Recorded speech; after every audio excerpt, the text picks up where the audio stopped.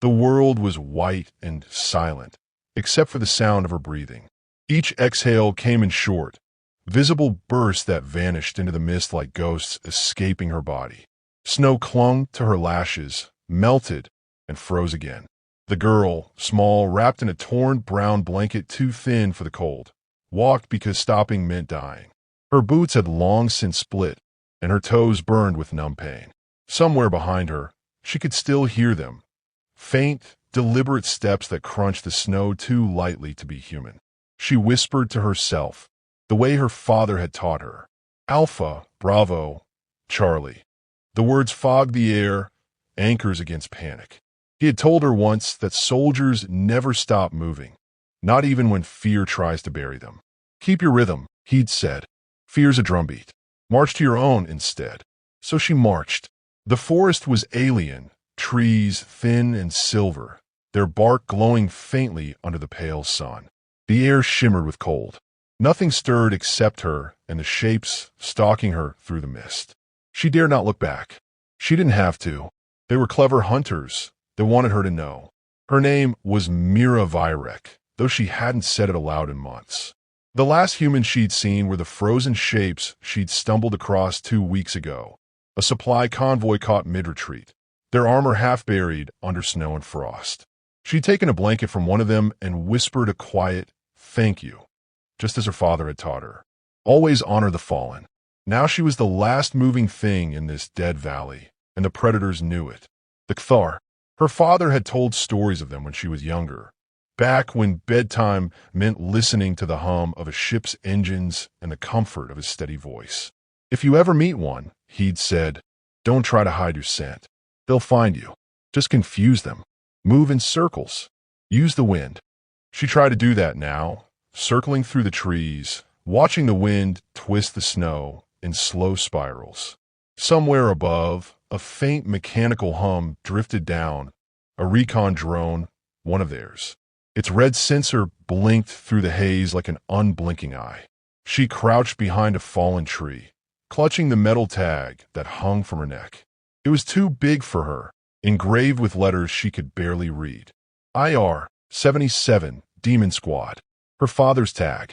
A low click echoed to her left. Then another, answering from behind. She froze. The Kthar were triangulating, moving closer.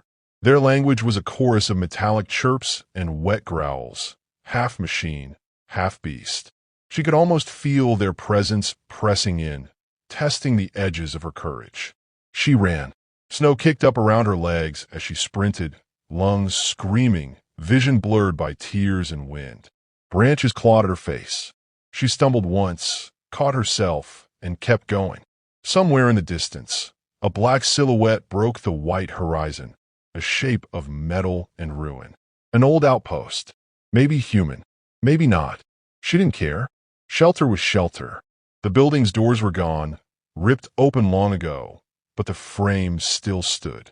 Inside, the air smelled of rust and decay. She ducked beneath a collapsed beam and found herself in what had once been a command room. Screens were shattered, consoles stripped of power, but there, half buried under snow, was a radio. Myra's hands trembled as she brushed it clean. The panel flickered faintly when she twisted the power knob. She pressed the transmit key, leaning close. Echo 9 Actual. This is Cub, she whispered. I'm cold.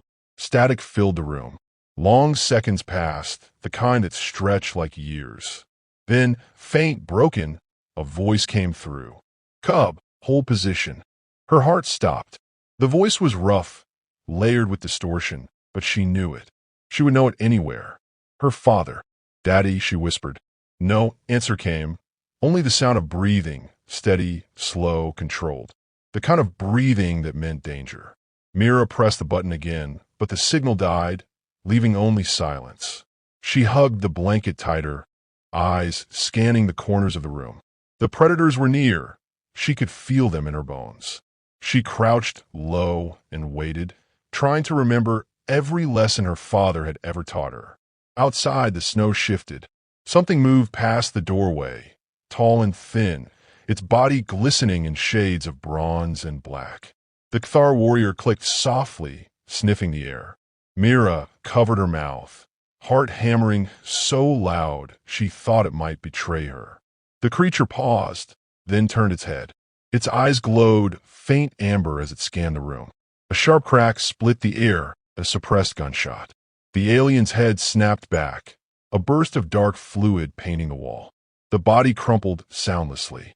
Mira flinched and looked toward the open door. A figure stepped through the mist. He was massive, armor-sheathed, his face hidden beneath a hood and visor. Snow steamed off his shoulders as he moved, each step deliberate, silent. A rifle rested against his chest, and a knife was strapped to his thigh. He paused at the doorway, scanning for threats, then turned his head slightly toward her hiding place. For a moment, neither moved.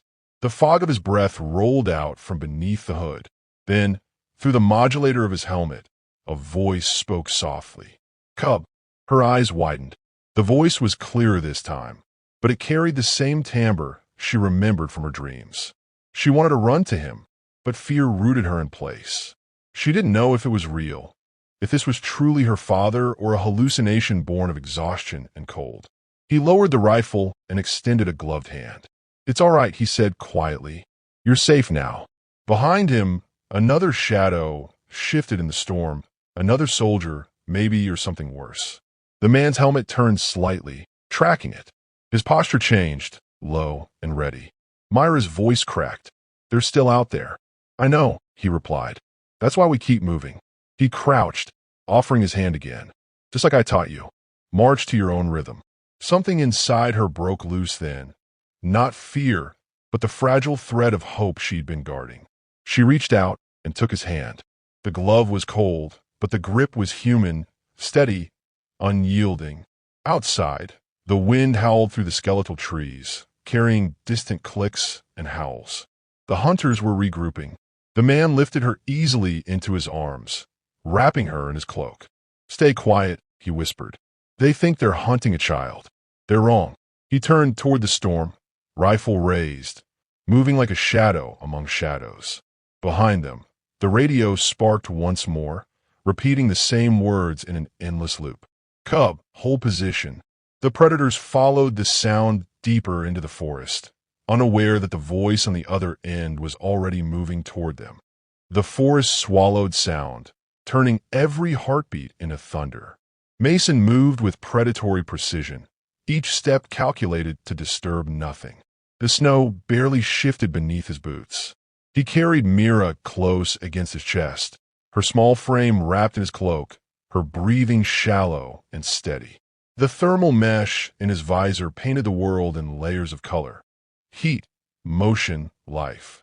He saw the aliens as flickers of orange drifting through the blue-white mist, circling like wolves that didn't yet realize they'd entered another predator's territory.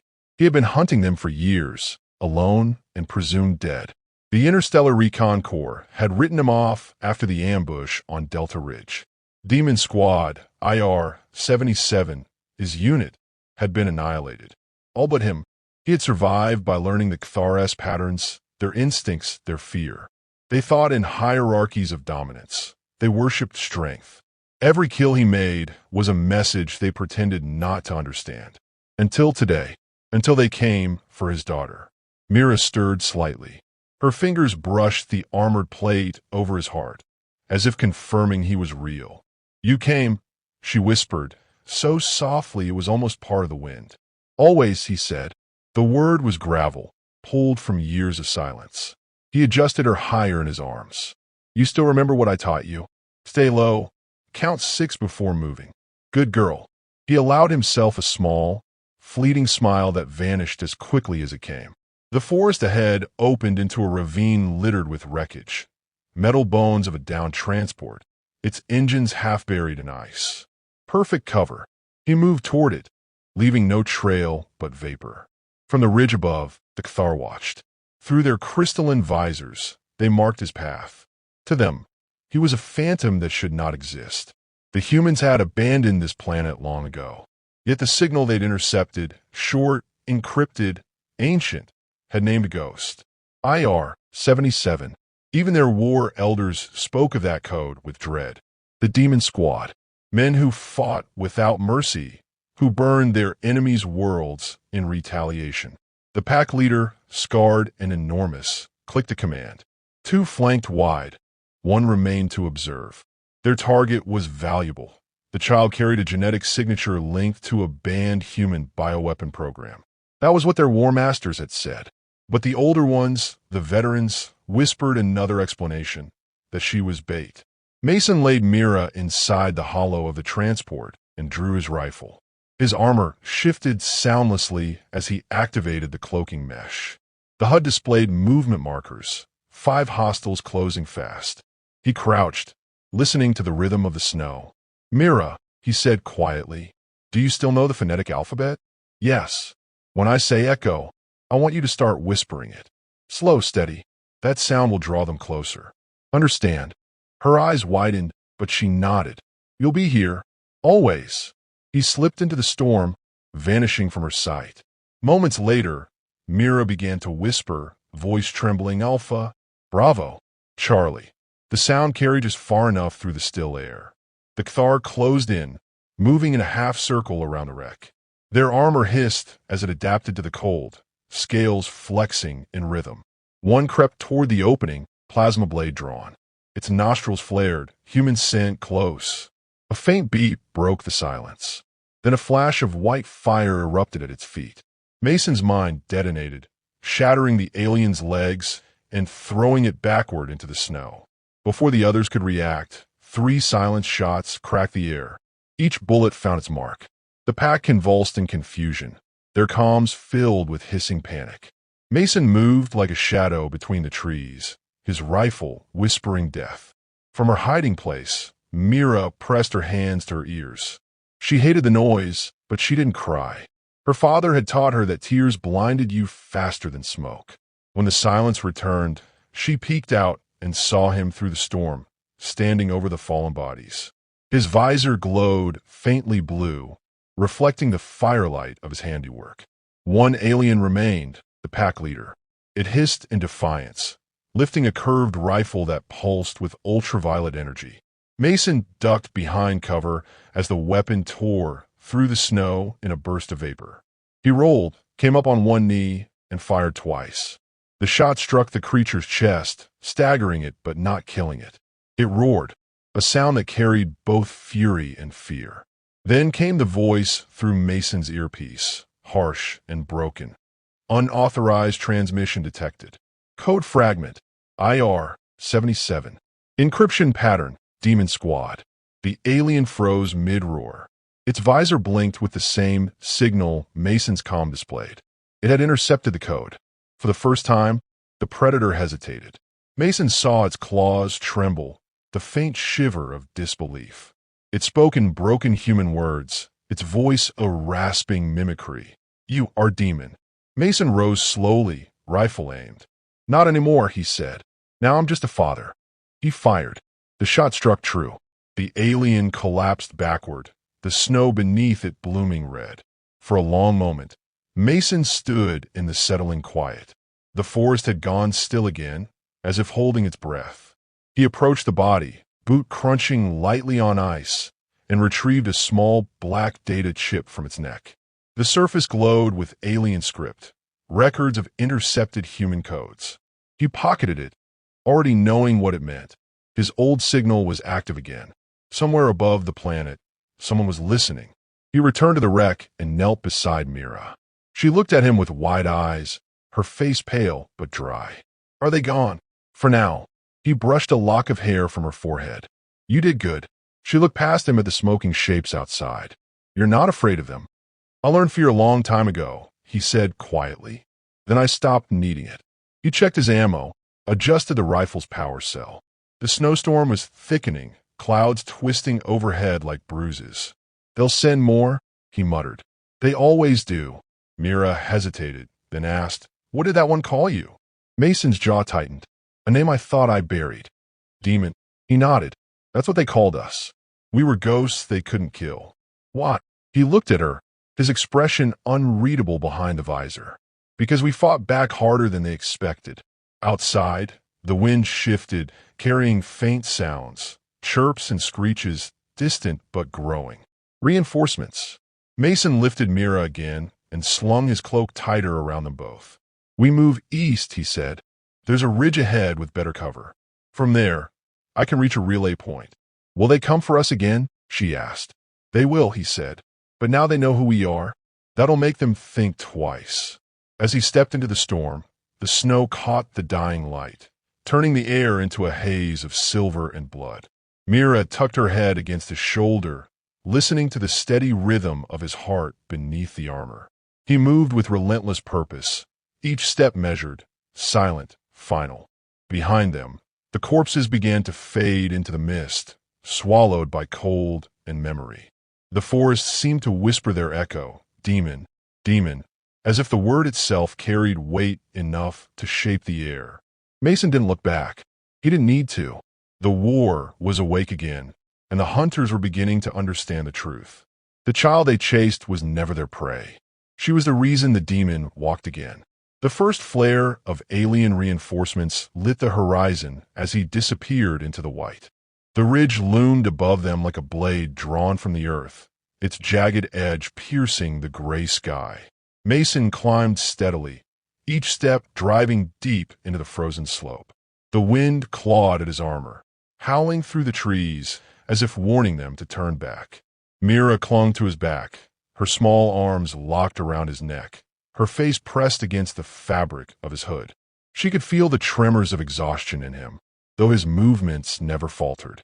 He was running on instinct now, driven by something older than training, pure, unyielding will.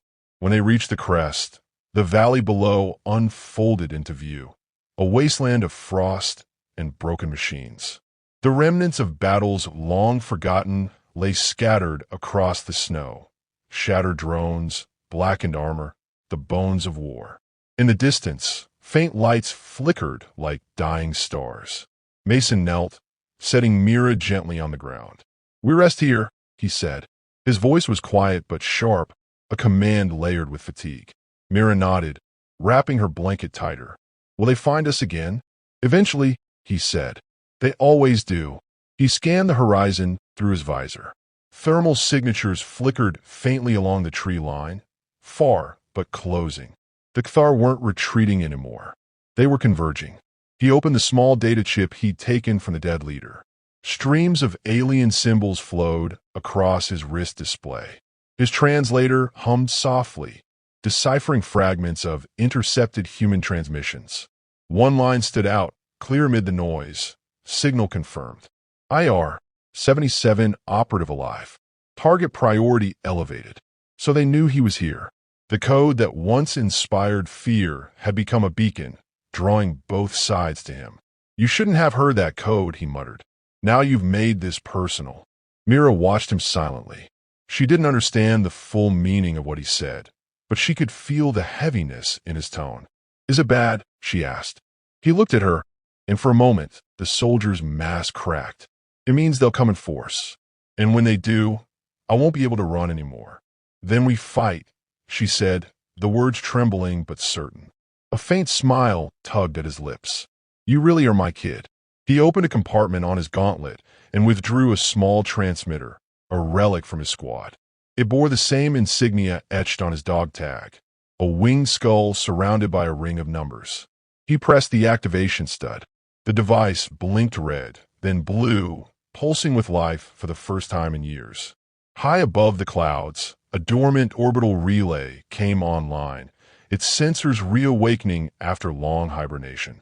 Somewhere in the static of the cosmos, the old demon squad code whispered across the void.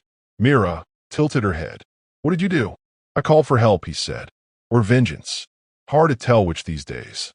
The snow began to fall harder, thick flakes swirling in chaotic spirals. Mason adjusted the rifle strap on his shoulder and turned his gaze east. The first shapes emerged through the storm, tall, skeletal figures moving in perfect formation. Their armor shimmered like oil, bending the light. The Kthar reinforcements had arrived. He crouched beside Mira. "You stay here. No matter what happens, don't move until I tell you. You remember the distress code?" She nodded. "Echo 9 actual." "Good. If I fall, you send it again. Loud and clear." She gripped his sleeve. "You're not going to fall." He placed a gloved hand over hers. Then I'll give you a reason to believe that. He rose and moved forward, his silhouette swallowed by the storm. The world narrowed to motion, sound, and breath. Plasma bolts sizzled through the air, painting the snow with streaks of green light. Mason moved like water, weaving through the chaos, every shot precise, every motion deliberate. He wasn't fighting for victory, he was fighting for time. The aliens advanced relentlessly, but each step they gained cost them blood. Mason triggered a remote charge, and an explosion tore through the ridge, scattering debris and bodies. He reloaded, breathing hard, his armor scorched from near hits. Through the haze, he saw their leader, a massive Kthar commander adorned with ceremonial scars, raise a signal spear, rallying the pack. The commander bellowed, its voice echoing across the valley.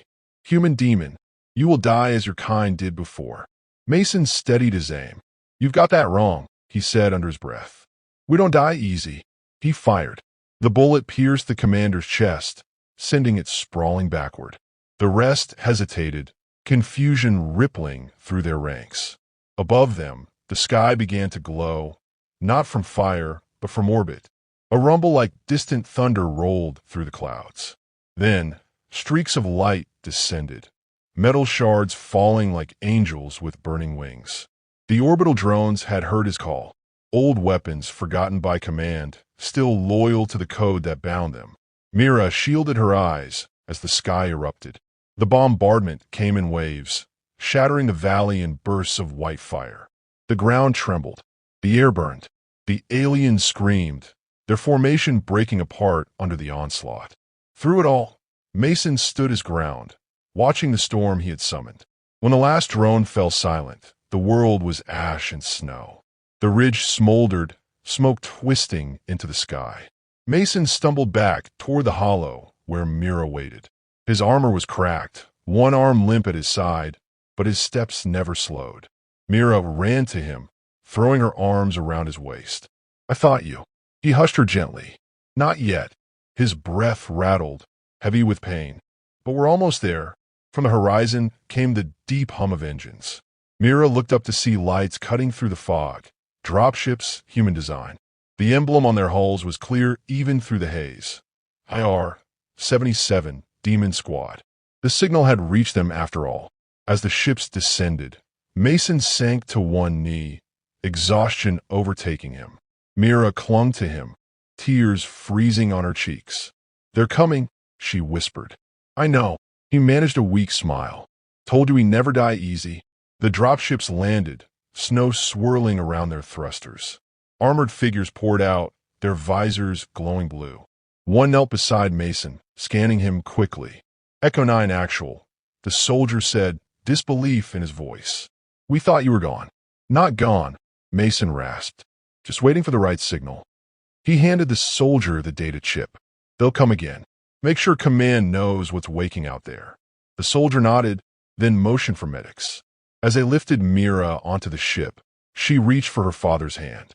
"You're coming too." He gripped her fingers, his touch firm despite the tremor in his arm. "I'll be right behind you." The hatch began to close. Myra's gaze locked on him until the last sliver of light vanished. Outside, Mason stood alone, the storm wrapping around him like a shroud. The ships lifted off, their engines fading into the clouds. He turned toward the horizon where the forest once stood, now scorched and silent. In his helmet's reflection, the firelight danced across the engraved words on his tag. IR 77, Demon Squad. Somewhere above, command recorded a new transmission. Echo 9 Actual confirmed alive. Operation Requiem initiated. Mason adjusted his rifle and started walking toward the ruins, his voice low against the wind. "Demons don't die," he said. "We return." Far away, in the warmth of the ship, Mira listened to the calm in her lap. It crackled softly before a familiar voice whispered through the static. "Cub, hold position."